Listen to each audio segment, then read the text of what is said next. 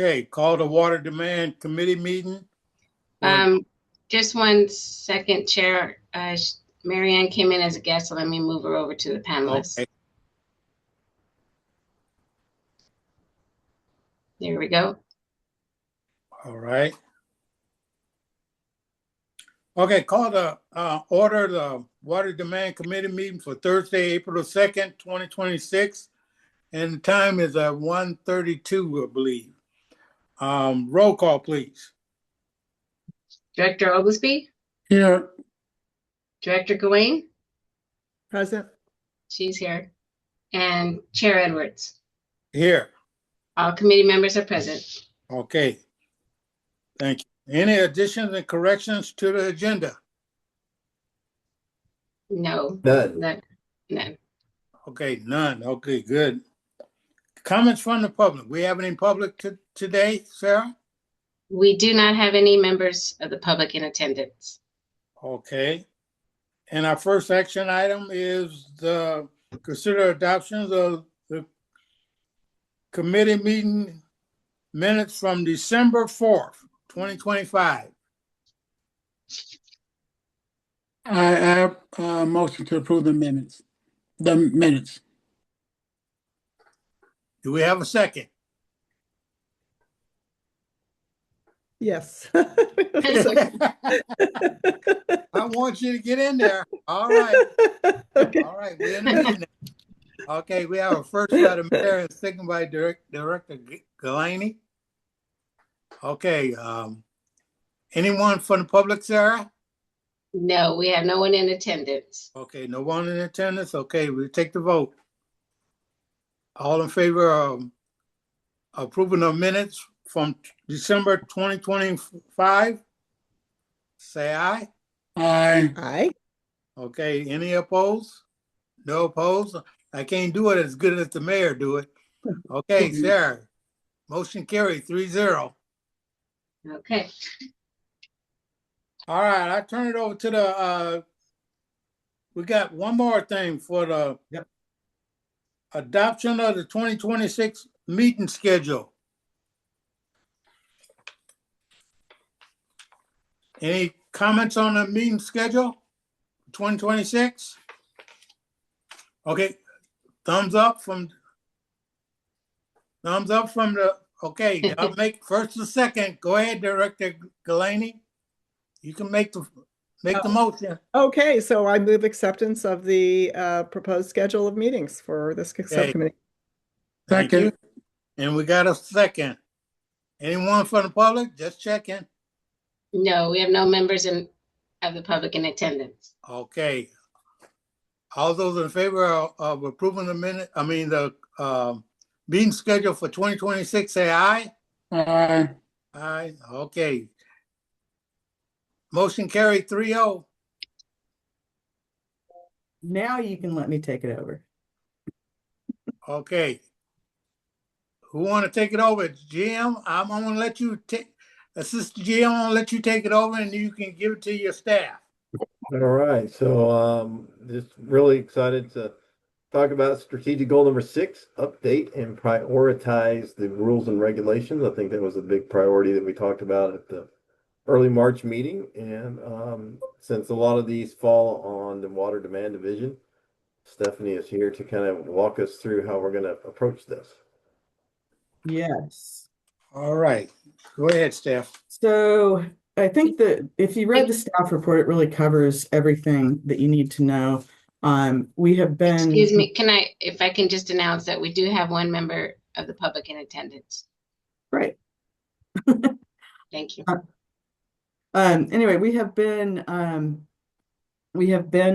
compiling a list of rules that are in need of updating, clarifying, simplifying, and then also things that we need to add to our rules and regulations to make them more useful. Some of those were included in draft ordinance 201 that the board is currently considering. But there are a number of other items that need to be addressed, including many rules that are not directly related to water demand, but are in need of updating. Some go back to literally the beginning of the district in the late 1970s. So they either are no longer applicable or are completely out of date and need to be updated. So many of those amendments are going to be administrative and are just to clarify and simplify the existing language. But there are a number of policy considerations that require further review and direction from the appropriate board committee. So what we're planning to do and moving forward is to, and I think in this staff report, I've outlined the plan to move forward with this, which essentially is to review all the rules and regulations, to sort and prioritize those and determine which ones are policy questions that need to come to a committee and what is the appropriate committee to review those. Obviously, this involves staff time as well, between meeting with the appropriate staff people who can provide input for needed changes. And then engaging the appropriate board committee through the bi-monthly agenda items to obtain the policy direction so that we can move forward with making those changes. Part of this process also involves CEQA and identifying if there are CEQA issues that need to be reviewed, and if so, we have to go through that process. And then preparing draft ordinances and other documents for review by legal counsel and communicating with the jurisdictions, the TAC members, and other stakeholders as needed. Preparing the board reports that have to come to the board, recommending the policy changes, and then presenting that to the board, and reviewing the final documents once the board has taken action, and working with staff to file the appropriate CEQA documents. So as part of the staff report, I gave you a list of rules and regulations that are presently identified as needing further review and updates. I think that our goal is to actually go through the entire rules and regulations as a whole to see where we have things that need to be updated. In the staff report also, I gave you some examples of policy direction that would be coming to this committee. And I think that the concept would be to bring up to 10 of these kinds of questions to you at your meetings. So I'm glad we adopted a schedule. So you can just plan on having this as a regular agenda item until probably the end of the year, where we would be bringing these policy questions and hopefully addressing all your concerns so you would be able to give us, so we'd be able to move forward at that time. And other than that, I think that we would just like you to discuss the proposed plan to achieve the board's strategic goal 6 and provide any direction to staff at this time. And then we will begin moving forward with identifying those policy issues for review by the committee at their next meeting in June. Any committee members, any comments or questions? If I can, Chair. Go ahead, Mayor. I think it was a well laid out staff report and in writing and right now, and I look forward to going through these things during our meetings. Okay, Director Galaney, any comments? No, just the same reaction. I mean, I was impressed at our board meeting about what is entailed in these revisions, and so I know it's an ambitious plan, and I thought the example questions were very interesting. So I look forward to the discussion of those questions and others. Great, thank you. Good. Stephanie, are you going to update the board on? That's a good question. I'll have to talk with our general manager. I don't know what his plan is as far as communicating what we need to do. Well, if y'all can get that agenda, talking to the assistant general manager, y'all can get that agenda to put on the agenda some way that we can inform the full board of what's going to happen over here in water demand. Yeah, that'll be coming at the April board meeting. There's an item that we'll be talking about of how we can kind of accommodate and complete a lot of these items that Stephanie has kind of laid out here today. Okay. And I guess Stephanie, you'll find a way to update the public on this one, correct? We'll do it at the meeting, but like the realtors, the TAC, and all those other folks that usually want to get in on I this. have heard you loud and clear that yes, in fact, Alvin, just so you know, the ordinance that you're currently considered is out to all the technical advisory committee members right now. Anything that does come up that involves the realtors or Carmel River or other stakeholders, we're going to make sure we communicate with those as well. Good. I appreciate that. Okay. We'll take this out to the public. Sarah, any comments from the public on this item? Chair Edwards, I see no raised hands. Okay. Do you need a approval on this one, staff? No, it was just if you support it, I suppose that would be a good motion. Okay. Can we? Well, I'll put it on We have it listed as a discussion item. Yeah. a discussion. Okay, you don't need anything. All right. This item is now closed. All right. Next one's. Okay, Chair Alvin.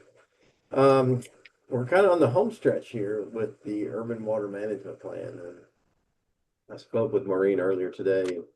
This has been a big lift. Obviously, the first time you do something of this magnitude, it requires a lot of special attention. I just want to make sure that she gets her flowers for all the hard work that she's done with our consultant, Kennedy Jinks. So she's just going to kind of go through the urban water management plan with you through a presentation, and if open it up for any discussions that we might have from the board and then the public. Okay. Thanks, Mike. I will start the slideshow. There we go. So we have been preparing the urban water management plan for 2025. Urban water management plans, kind of put loosely, is a requirement of all urban water suppliers to ensure that we are planning to have enough supply over the long term, given demand and demand growth. I've provided a citation for the code that requires urban water management plans at the bottom of the page. The key requirements for this plan is that every urban water supplier who either supplies water to more than 3,000 service connections or greater than 3,000 acre feet a year are required to do this. And with Pure Water Monterey, we're supplying greater than 3,000 acre feet a year. The plans are due on July 1st of 2026 for this cycle.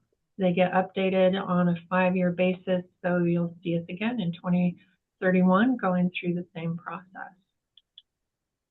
DWR does review all of the urban water management plans to make sure they comply with the code cited earlier.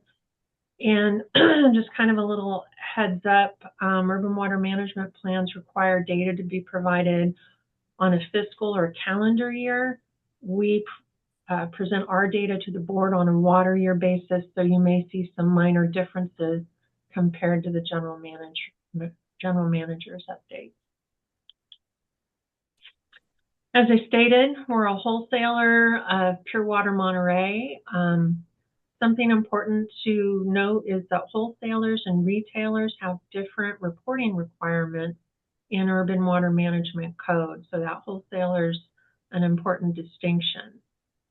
While we were writing the plan, it became kind of hard to discern some of our other roles, which are conservation and rationing regulatory authority, our role with the ASR project, and our role with the reclamation project, where we retail that water to the end users. For the reclamation project, even though we retail that water, it doesn't fit the definition of having to do an urban water management plan as a retailer because we're supplying less than 3,000 acre feet to less than 3,000 customers. The components of the plan are obviously a comparison of supply and demand. That comparison is done for the current year, a normal hydrologic year, one single dry year, oh, that's redundant, one dry year, and a 5-year consecutive drought. Those comparisons are done in the form of an annual water shortage assessment, which I'll talk about in a minute, and a drought risk assessment, which I'll also talk about. The plan also includes demand management measures, as well as a water shortage contingency plan, which explains the procedure for enacting those demand management measures. So don't we kind of already do this? And the answer is yes. The general manager creates supply and demand projections using the 25-year AMBAG growth forecast. And we spent a couple years at the CPUC discussing supply and demand. There's also the quarterly water budget process where CalAm, the district, NOAA Fisheries, California Department of Fish and Wildlife, and the State Water Board Division of Water Rights get together, look at all the available supplies, the estimated demand, and select targets for how much to produce from the various supplies to meet demand. As Stephanie was just talking about, we have regulations for water conservation, conservation and rationing plan and enforcement, and we monitor. Every month, the board receives a report from the general manager. The board hears a report from the general manager regarding use from the various water supply sources. Also, staff hosts what's called a quarterly water operations meeting with all of the water suppliers and regulators in the Monterey Peninsula region. So we'll take a closer look at the supply and demand. Water code requires wholesalers and the retailers to whom they supply the water to coordinate both the supply and demand numbers. And as earlier stated, we spent a couple years with the CPUC, gosh, almost 4 years, discussing supply and demand. So I think we've discussed it sufficiently. How we look at supply and demand is we take the storage plus annual delivery of pure water Monterey, the river production, and so on, less the use. If that number is positive, we've got more supply than demand, we're in good shape. If that number is negative, we have some conservation planning to enact. Where we wound up when we took a look at the balances of the water supplies that we're involved in, we expect Pure Water Monterey to have the operating reserve filled out, hopefully by the end of June. Our annual delivery with Pure Water expansion at 5,750 and an equivalent amount of use. ASR currently has just over 5,200 acre feet in the groundwater basin with an annual delivery of 1,210. Use or store is an excellent question, and I'm going to discuss that on the next slide. The reclamation project uses whatever is delivered in general. So looking at ASR use, we didn't really know how to state what the demand is for that because the system is so dramatically changed since 2020. In looking at will ASR be required to be recovered from storage, we looked at all of the annual water supplies available, less the demand, and that would determine whether or not ASR would need to be recovered from storage, and that's kind of the best proxy we have to predict the future. So for annual supplies, there's the Carmel River production, 3376. We do not include Table 13. Table 13 is weather dependent without storage ability. So it's not what we call a firm supply. CalAm wheels water on behalf of the Mel Paso water right. Seaside Basin production, we assumed that the 700 acre-foot a year payback from CalAm will happen during this 25-year period. Additionally, CalAm wheels Seaside groundwater basin native water on behalf of a couple of different parties in the adjudication decision. Sand City, we took 200 acre-feet a year from this latest general rate case testimony from CalAm, and we just discussed Pure Water Monterey. In terms of demand, we use the 2026 draft AMBAG growth forecast. We look at residential, we look at non-residential, and apply that growth to the water use so that we can see what water will be used going out that 25-year forecast period.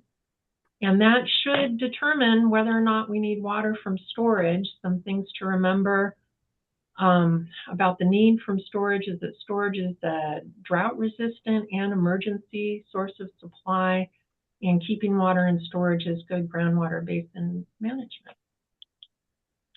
What we found, I don't know if you can see my cursor, is underneath the blue use arrow in the ASR row, that we didn't need to recover any ASR water from storage.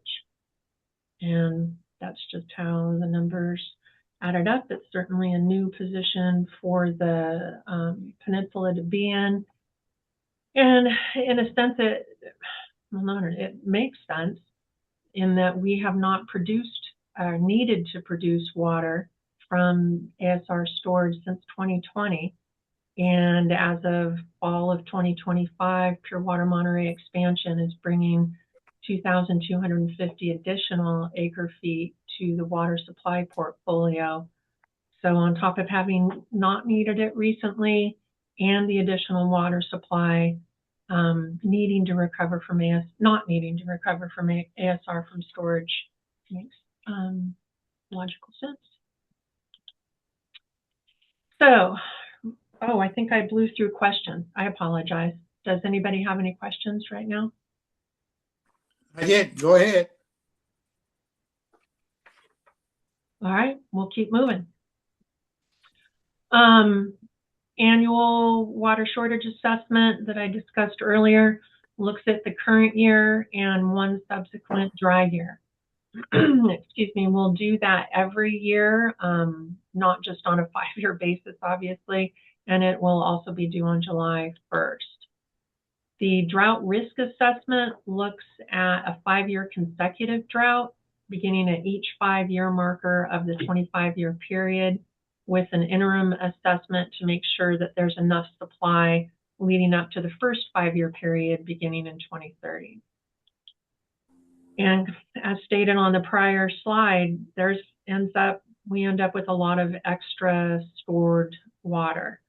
But that is if we save the stored water supplies by using supplies that are unable to be stored and are in a sense lost annually.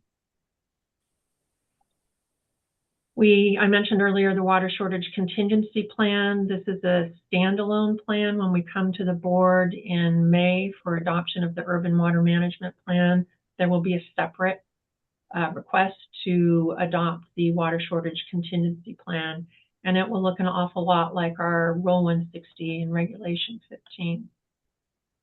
The water shortage contingency plan gets updated with the urban water management plan, but it can be updated at any time as needed. And again, it is also due by July 1st.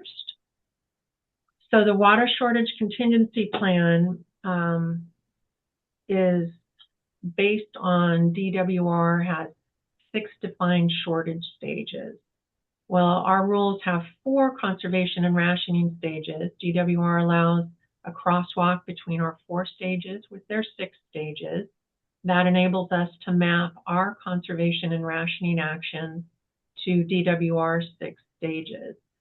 And in a sense, the water shortage contingency plan is a procedure for what we do in the event of a near-term shortage.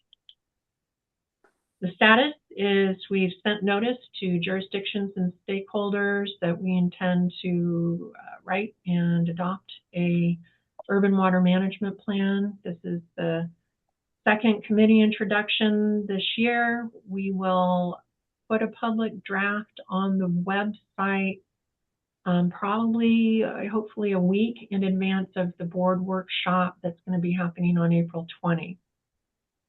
We'll incorporate any changes from that workshop, advertise a public hearing. There's code requirement I'll talk about in a second for the public hearing on May 18th, create the final draft that would be submitted to DWR prior to July 1st.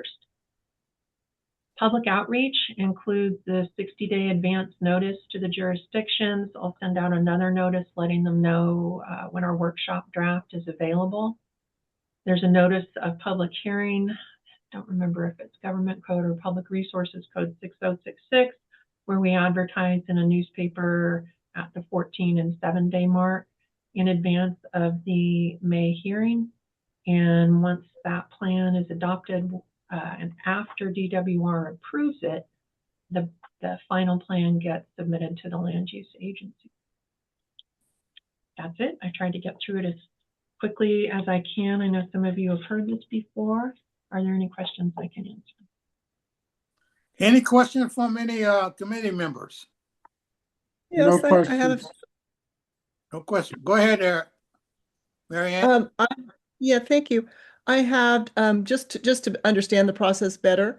So does the state then, do they review this plan that you submit and there's a back and forth, or they certify it, or what's that? And then the other question I had is, do they expect any kind of interim update if 3 years down the road it looks different, or do we just go to 5 years then and do it again? They do review the plan. There can absolutely be back and forth.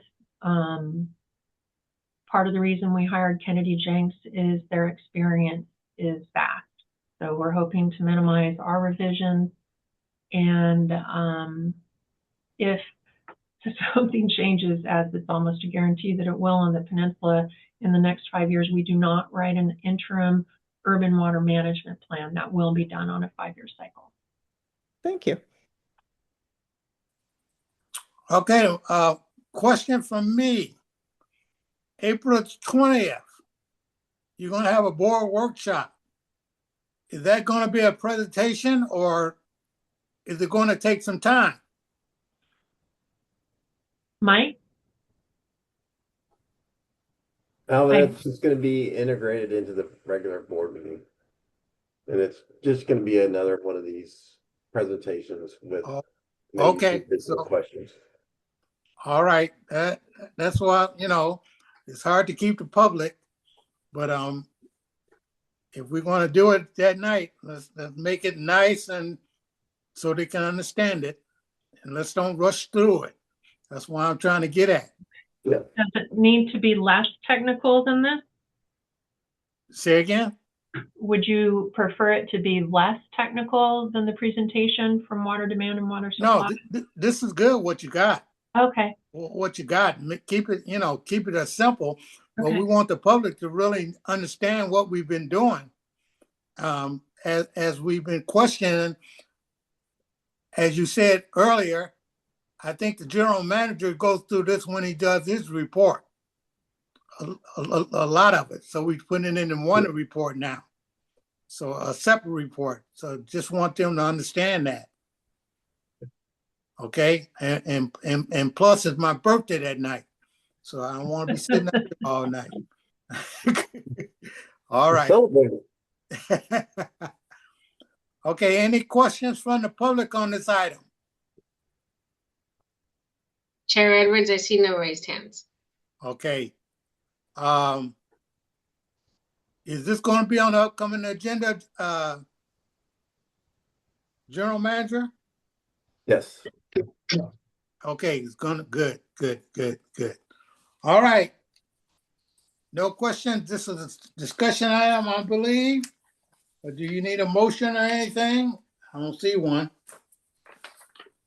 So, next item, AGM.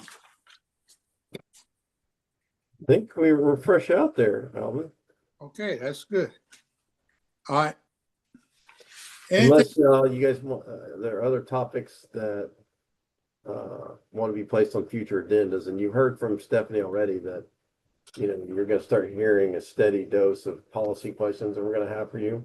Right. So that we'll be planning for that for sure in the next meeting.